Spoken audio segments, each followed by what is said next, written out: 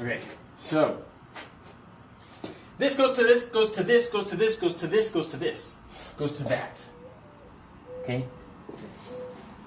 So, first things first, we give it life. Turn this on. And help it out a little bit. Still working out the kinks, but basically this will be on always, so if I try to move this it won't move, but if I turn this off you can move it. This seems to be some sort of software issue, but I want it on so that when I turn the mower on, this stays on.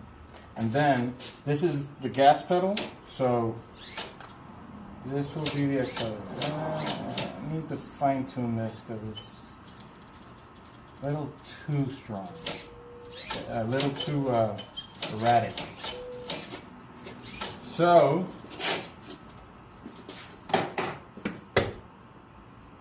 till next time.